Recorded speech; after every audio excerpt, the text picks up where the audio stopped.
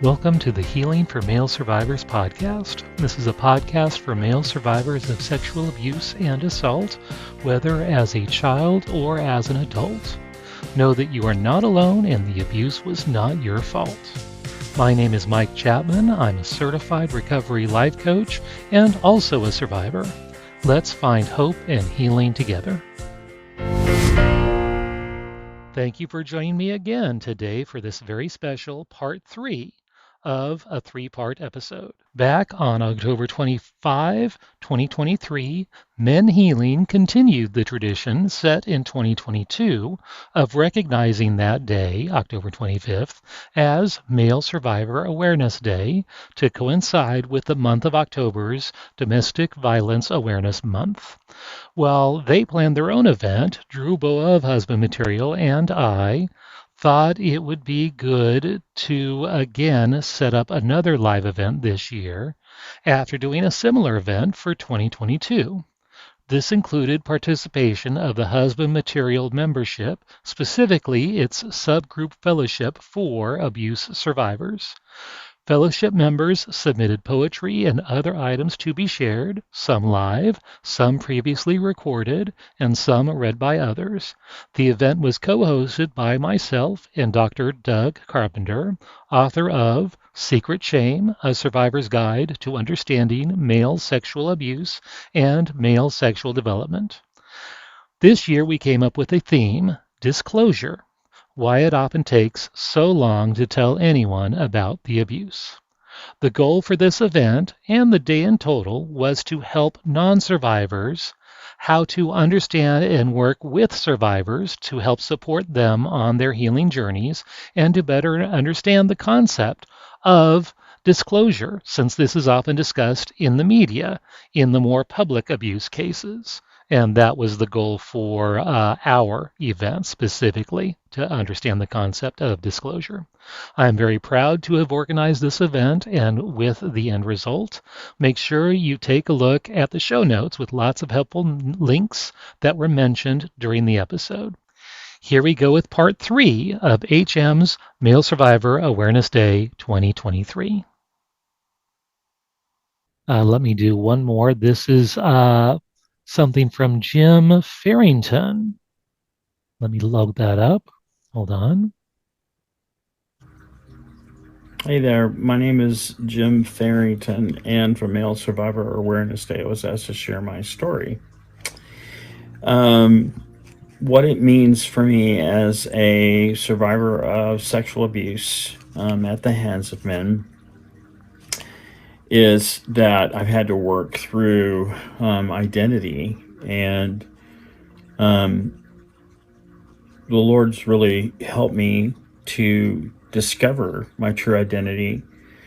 What makes it hard for me, in my estimation, is when you have men that are opposite sex attracted, that don't come from the same kind of background, that the reception of who we are as individuals that Jesus has liberated, that Jesus has healed or is healing, is a really powerful one. But one of the things that I work through as a survivor of sexual abuse, child sexual abuse, is my sense of worth and my sense of identity and my sense of belonging, even belonging to the world of men. And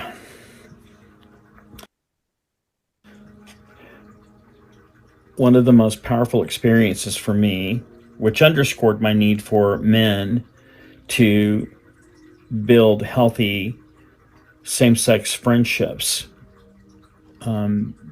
based on the good of who we are as sons of God.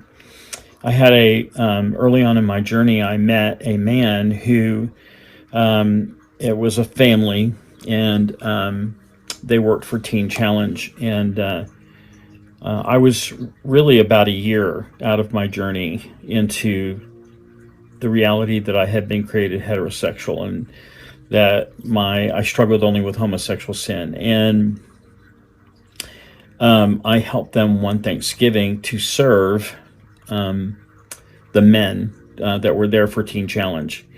And after we served them, then we ourselves, the volunteers, ate. And I was sitting next to him, and we're just relating and talking and fellowshipping. And his wife was either sitting across from me or sitting next to him. But he did something that was powerful in relating to me. He was simply interacting with me, and he put his hand on my leg as he's interacting with me. And it was the first time that a man had touched me because I had value as a human being. There was no erotic response to it. There was no connection to my past in it, and I recognized it for the first time that I could be touched because I'm human. And that was a very powerful lesson for me to learn. And I think that one of the challenges of men who are opposite sex attracted is that they're intimidated. They're intimidated by someone that's come out of homosexuality, and so they're afraid to engage with them. There's underlying fears. Are they attracted to me? Are they going to want to be with me? You see them interacting with their buddies in a way that's connecting and fellowshippy and close, and yet they're standoffish with you, and or they give you fist bumps. I really hate that. I really hate the fist bump. It's like I can't engage with you on the premise that you have value because you were created in the image of God, but I can fist bump you, and I would love for people to actually understand where I've come from and who I am, rather than make any inward judgments about what I'm thinking or what I'm feeling. And the fact that when that even if I am struggling with any kind of attraction, which most of the time I'm not, I mean, God's really healed me in that area.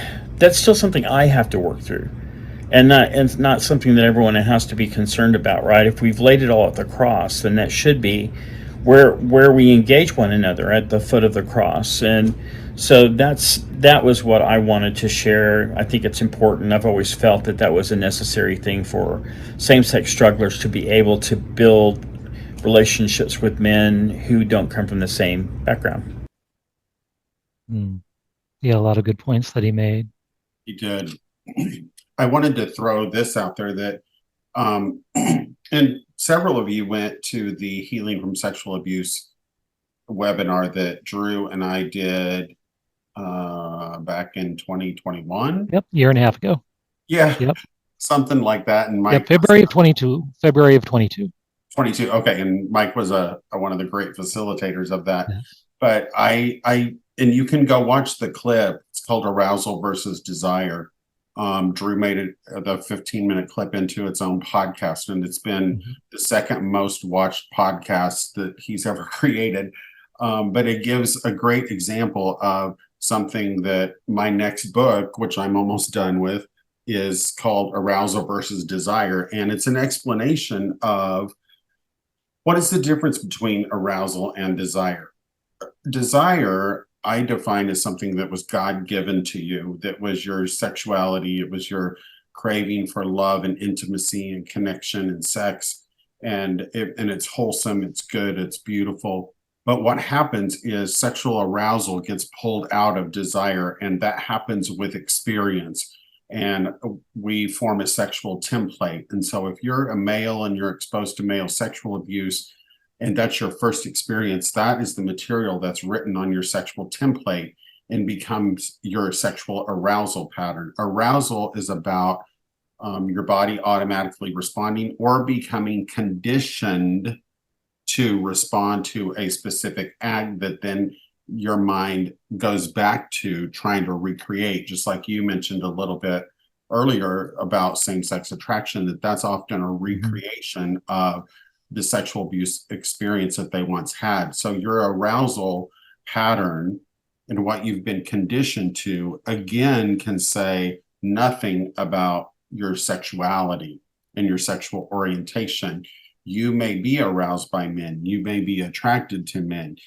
but you may have been conditioned to do that through abuse, and that is inconsistent and incongruent with your sexual desire, which your Right. desire is to be in a loving, God ordained heterosexual relationship and move on in your life and have children and all the things that we as men, God designed us to be and do. But that's your sexual arousal has been pulled awry to become something totally different. And that's where it's been taken off track from what God really designed for you and what experience has brought you and taught you. And those are two very different things. And a lot of my work with men who have same-sex attraction, when we begin to explore that attraction, it's really about something that they became conditioned to at a young age and really wasn't part of their sexual story that was their natural story or what God designed for them. Right. Going back to disclosure statements, Darren says, it took me 26 years to disclose the sexual abuse. I was afraid of what others might think. I blamed myself a bit because I didn't fight it for the 3 years that it occurred. I was ashamed of how my body responded to the abuse. I didn't fully understand how much the abuse impacted my arousal template and the way I related to others. Yeah, so much shame. Like we mentioned before, that the male body physiologically will respond to the abuse, and the abusers will use that against us as well, plus our own shame for how that experienced. Yeah. Right. Uh, And Dan mhm. says here, men need to show acceptance and affection to one another, and the fear of both SSA and CSA in men is like a prison where I think he means locked in. Yes, that we're all locked in. Yeah. But Because you can have healthy male touch is appropriate and it's good and it's healing, and it doesn't have anything to do with CSA or SSA. It can be done in very healthy and condoning ways. right. Yeah. Let me do another one. Here is from Chad. I told my parents about my eldest cousin's abuse towards me. I was between the ages of 5 and 15 when I was 20. My dad didn't have a great reaction. I only realized it was called abuse at around age 18 or 19. So this is 3 to 4 years after the abuse occurred. It was bad news on top of more bad news for him. It was a self focused reaction and not the empathetic reaction that I needed. My mom already knew. My wider family included the parents of my abusers that I didn't tell directly to confirm until about 5 years ago. It was awful and not what I pictured. My aunt ignored my mom for a couple of years for bringing it up. I don't really call her Aunt so and so anymore. She denied that it happened. Hmm. Yeah. There's stories of really bad reactions when you do disclose. That's quite common that there are bad reactions. So, and you hear about, oh, someone told and all this happened. Oh, well, maybe I better not tell because that Hmm. might happen to me. So, what do you think the best way for a loved one to respond to abuse allegations when they hear a story that the family member had been abused, especially when it was by another family member or someone close within the family circle? Well, definitely by listening, accepting what they're saying, comforting them, believing them, listening and believing them, Yes, not blaming them, not implying that they were a participant right, in it, but to let a person tell their story in a right, safe, loving environment. right. It's so difficult to disclose. Right. And I did share with my sister, and that was her response. She believed me right away. She was sorry for that happened. That was the best possible response from her. I was so pleased, I guess would be the right word, that she responded that way. It was very encouraging to me and helpful. Unfortunately, yeah, let me bring that in here. Something about institutional disclosure. When I was 20, if you've heard my story, I've shared it several times. I was abused by a Methodist pastor. He sexually assaulted me, started back rub, and then led to him touching places he wasn't supposed to be touching. 2 years later, my pastor at the time and I left that church eventually, confronted his leadership. I was in a different denomination at that point, and we confronted him, and they he was near retirement age. They basically shoved it under the rug, a little wrist slap, and so forth. So, not much happened in the way of punishment for this man. Fast forward 2019, when I reopened everything, like I mentioned earlier, several of my friends in Male Survivor and elsewhere, they were disclosing to church groups of their abuse as children, and that encouraged me to do the same thing. So I got a hold of United Methodist Church leadership nationally, and they got a hold of someone from that local jurisdiction. They found the files. Then they tried to offer some compensation for therapy. And when I talked to the person in their group who was responsible for talking to me about all of this, and I thought very friendly, very supportive, and had that feeling about them. But then I mentioned the fact that it was uncovered that I was abused by my father as a child as well. And I just mentioned that to them in passing. Didn't mention the trafficking stuff. I kept that to myself. But that little instance of disclosure, they then used that against me to say, oh, well, yes, we want to offer you money for your therapy. However, you also have this other stuff happen. So anything that we give for this is also going to help that, and we don't want to have to pay for that. So we're going to pay you less now. So as if I was damaged goods, that because I was already damaged, that the damage that their guy caused me was somehow lessened.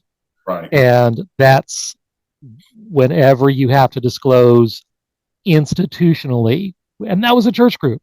That was a church group doing that they are protecting their own, even though they're supposed to be looking out for the flock or whatever. They often look out for their own. And same thing with Catholic Church, with Boy Scouts, with athletic groups, where all of these things happen. When disclosure happens to an institution, the institution will protect its own and not look out for your benefit. Yeah, and that's sure why so many people, they hear these horror stories and it's so difficult and they don't want to disclose. What's the point? Because you're going to be treated so poorly and you become re-traumatized from the disclosure. And that was my experience. I was so livid about the experience, and feeling, okay, I'm damaged goods, so my value is less. My reimbursement value is less because I was already damaged. And those kind of things are used when you disclose to institutions. And we were talking earlier about how that statistic about how men wait 25 years, especially if it's been religiously related, that could be another factor in that you're not just going up against a person who abused you, you're going up against an institution. Yes, exactly. So that's a great point, Mike. Yeah. Let's see. We've got one last video from Roger. Like Dan's comment, bleeping out effing lawyers. Sorry. Yep. Yeah, they have attorneys who take these cases and they have no compassion whatsoever. And it's very sad. Let me load up this last poem from Roger called Waiting. Waiting for something. His presence offered something I needed, but had no name for. Not sure I even do now, but there it was. Counterfeit, but close enough for a boy who didn't know the difference. When I was gone, it left a hole I have spent decades trying to fill. Looking for the counterfeit, hoarding fool's gold because I cannot recognize the real thing. Dismayed at its lack of value and ability to fill that hole. Trying many variations, but fool's gold will never be gold. Gold has no substitute. Something may attract the eye, something may be offered or forced, and still the hole is there, waiting for something. Yeah. Yeah, like the fool's gold, that you're looking for that love and affection, and you want more of it, but in unhealthy ways.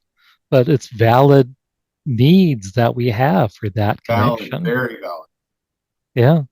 But then when we do get it in these very unhealthy ways, it's imprinted, like you mentioned, and that's where we seek it out. Yeah. I also think it's so neat how so many of these guys can write poetry and work Right. out some of their issues because, using that creative part of your brain Yes. in writing about your trauma is really so helpful and can help you so much resolve the angst and some of the feelings that you have, and it can pair, words and language to feeling Right. and what you're feeling. And sometimes when you don't even know what to say, but you find a way through creativity to say what you need to say. And sometimes Exactly. it's through symbolism and poetry or even just journaling or, I know for me, writing my own books was very therapeutic and healing to my own journey. Right. Right. I think I mentioned last year's event. I had gone to a workshop and they mentioned that any kind of creativity and art, that's all right brained. And Yes. I believe trauma is stored in the right brain. And so you can often access through the arts parts of your brain, parts of your memory, and processing that trauma through the arts that you might not be able to access otherwise. And I know I've written poems as well. In fact, two of my poems are featured in that same book, Secret Shame of yours. Thank you. Yay. Are. That's And that's that. why I think art therapy can be so powerful Yes. too, because it's that creativity and putting an externalization of those feelings, but turning them into something creative to where your soul can speak, even if it's not words.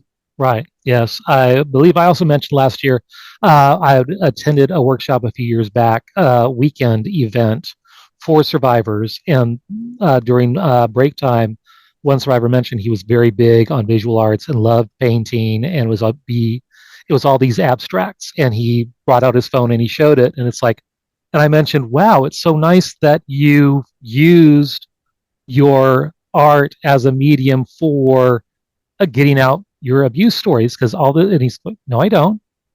I'm going, yeah, you do. This painting right here, this is just like that story you told an hour ago, and about here's the lake and here's the river and here's what you walking across. And no, it's not. And then somebody else who heard the story too. Yeah, yeah, I totally see that too. It's right there. And then he showed us another one. Oh yeah, this is that other part of that story that you shared. And it's like that inner part of him, that little boy inside of him was sharing the story of the abuse through the art subconsciously and informing the decisions that he made on these abstracts, but it was telling his truth.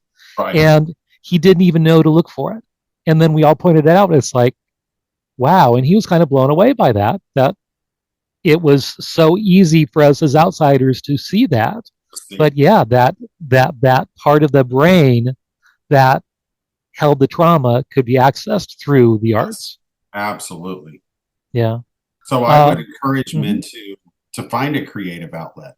Also, if you are somebody who doesn't feel safe from your abuse, getting into martial arts can be so healing for Right. bringing, Bessel van der Kolk talks about bringing it back online, Mm. using your body to learn how to defend yourself and fight for yourself can really unfreeze the trauma that your body has stored and frozen. And Mm. so creativity outlets, martial arts, putting movement to that, all of those things can be such healing steps in a person's healing journey. Right. Right. Let me read one more and then We have a live poem being read, but let me read this one first. Alan says, it took me a few months to tell my wife after remembering what happened and reliving it every day till it broke me. She's the only person I've told in person, but I have shared online here, meaning in husband material and a few other places. Last year, I did an interview for a podcast for survivors. I thought it went great, but after a while, they pulled it off their site. First time they've done that. They're good people, and I'm sure they have their reasons, but hard to avoid the takeaway that your story's not worth listening to. Disclosure can be a minefield. Props to all the guys here who show grace in listening. That's hard. I know I shared my story on one podcast and they restructured it and did a whole paid section, and I think it got moved over that. But I did ask the creator of that podcast for the audio. So I actually have links to that audio on my link tree, which has all my different podcast appearances on it, including the ones on husband material and elsewhere. But yeah, that's difficult. Speaking of which, I do have my own podcast now, and it is Healing for Male Survivors with Mike Chapman on all podcast platforms.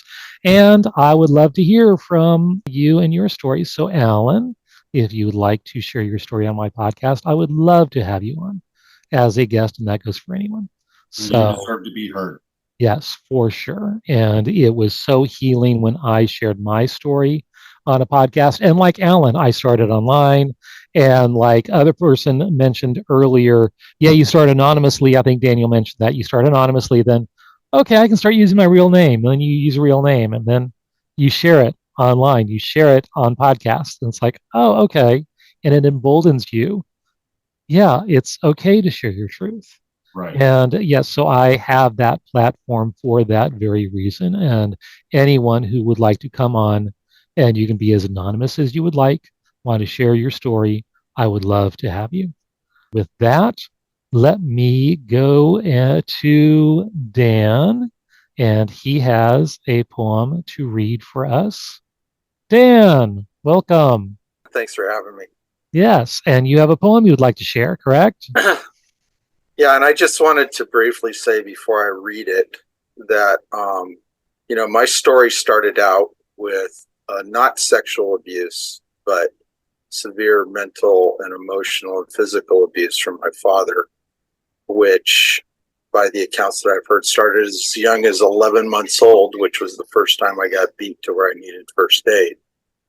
And as I began processing this finally at the age of 57 with a trauma therapist, it was the first time that I could actually hear and process the idea that it wasn't my fault. Like I could say that, I could have a conversation with you about it, but I never believed it until then. But at that time, I think even as young as 11 months old, I believed that my psyche, or whatever you want to call it, was fragmented into at least three distinct parts: a soul-sucking need for my father's affection and approval, terror of my father, and rebellion against the injustice of it. And so when I began to be abused at age 5 by older men, it felt from that point on like I had a neon sign over my head that said, "Broken little boy, come use me." That went on for into my 20s from that point forward. And I was also fascinated and drawn to it. So I always felt responsible. But when I finally was able to start disclosing at the ripe old age of 57, it took almost another 3 years before I came to a place where I realized that my Savior was with me through the whole experience. And it preserved me for such a time as this, where I could see other men and empathize with them and speak for them and speak for myself and be a witness of God's redeeming love and redemption and healing and restoration. And I was sitting in some kind of panel that we had about a year ago with HM, and men were telling about horrific abuse that included harm, beating. I think, Mike, you were talking about it. and sexual abuse all wrapped up into one. And I was sitting by myself watching this and listening. And I was screaming in the building I was in. Fortunately, I was alone, but I was screaming with the agony of it. When we got done talking that night, I wrote this poem. Sitting Shiva for our lost innocence. I come before you, brothers. I pour out all my pain. I'm on my face before you. I'm mourning and ashamed. I see all of us here. I see all our lost youth. I see all of us here that we've become uncouth. The lost child in each of us is far beyond our reach, our tiny hearts and minds locked in the chains of time. Our hearts cry out in anguish, our souls wail and mourn with grief. Our sweet young selves were captured, stolen by a thief. All that is left of us feels helpless, unredeemed. We sit among the ashes, we pound our fist and scream. Will no one come to help us? Will no one set us free? All we have left to us is all this filth you see. We sift through all these ashes. We pick at our bleeding sores. Will no one bring us justice? Is no one keeping score? Should we give up our struggle? Should we curse God and die? Should we lose hope in having our rightful piece of pie? We're all here sitting Shiva, our young selves locked in pain.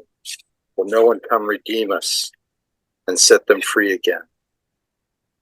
Our Savior sits among us with sackcloth on his head. He mourns with us as brothers, and he gives us of his bread.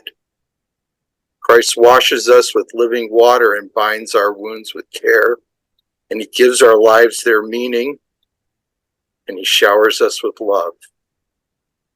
Our mighty friend arises and takes each of our hands, and with each one apprizes our purpose in this land. Our faithful friend and Savior says that time for Shiva is done. Our mighty Lord, he saves us and leads us, God's own Son. He will not leave us mourning. We've no more time to weep. He shows us the new morning. He takes us to the street. There's no more time for Shiva. There's no more time to cry. Our champion released us and taught our youth to fly. We praise our mighty Savior. We sing what he has done. We dance and shout our praises. Our champion, God's own Son. Thanks. Thank you, Dan. Thank you. Yes. It's a very great nice. reminder of that God is with us and was with us through all of it. Even when we didn't feel it, we didn't know it, we didn't recognize it, we didn't see him there. We were caught up in our own pain. Right. For those in the audience, sitting Shiva, it's a Jewish custom, time of mourning. When someone dies, the family gets together and talks, mourns, and this is for days long ritual of mourning where the family comes together and just stays and talks about the loss. And it's that time of healing together, of mourning. So that's the context where that title comes. And yeah, they're very appropriate. I know, and I encourage this to the clients I work with as well, that taking time to mourn the loss is very important. Mourn the loss of childhood, mourn the loss of innocence, mourn the abuse. And that's part of the healing journey, is allowing yourself to mourn. Yeah, thank you, Dan. Thank you. Let's see. I've got another disclosure. This is from Mike, a different Mike. I was not even aware that I was sexually abused until I was 49 years old, about 2.5 years ago. It took a lot of hard work of peeling back layers of trauma from other events before my body was ready to remember. I was about 7 years old when the event occurred. While I was in the process of recovery, I needed to get an ultrasound done, and the ultrasound tech placed the wand in a particular spot on my body, and it triggered the memory of the sexual abuse. Once I realized what it was and what had happened to me, and some of the details from these flashbacks I immediately told my then wife and my life coach.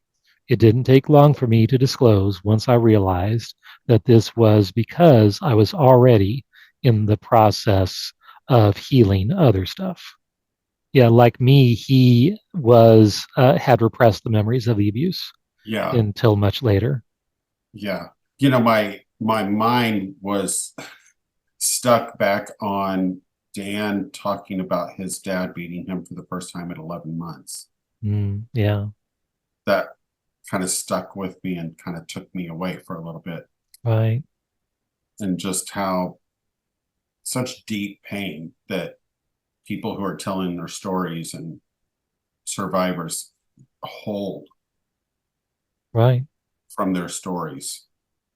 Yeah. Like Mike says, yeah, peeling back layers of trauma Yes. uh, from other events before my body was ready to remember this event. Yeah. So powerful. Yes. And I've had a lot of people say things like that, like his story. There's actually a really cool book called Unchained Memories. It's an older book at this point, but it's a psychiatrist, Lenore Terr, and she has several stories in that book where people like what was just recounted here by Mike, that somebody touched them or looked them in a certain way in their body or a certain look at them, and all of a sudden their memories popped into their head. So, his story there reminds me again of Bessel van der Kolk's book. The title of it is The Body Keeps the Score. Right. Your body registers and recognizes and keeps that trauma. Right.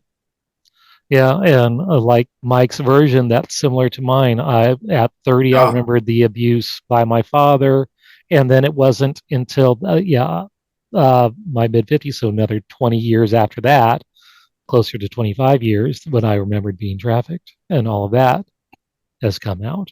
But yeah, that it was peeling back layers, and then it's like, oh, I'm ready to deal with this other stuff now.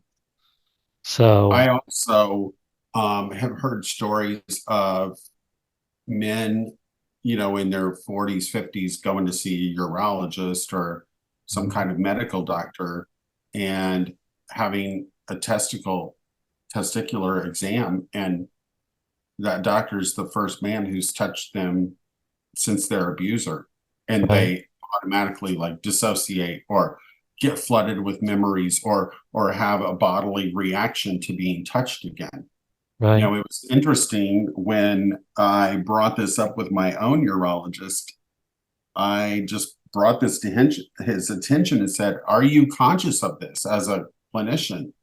And he's like, "I've never really stopped to think about that." And so I took him a copy of my book, and somewhere in my book, I talk about how people can react to medical exams. And I said, "You need to read this because this is a very sensitive topic for people who've been abused, and the ways that you touch them. You might want to inquire about that before you examine someone, because it can trigger people into dissociation. It can trigger people into intrusive thoughts and memories." And Mike's story there is powerful, and I think it's very true for a lot of people.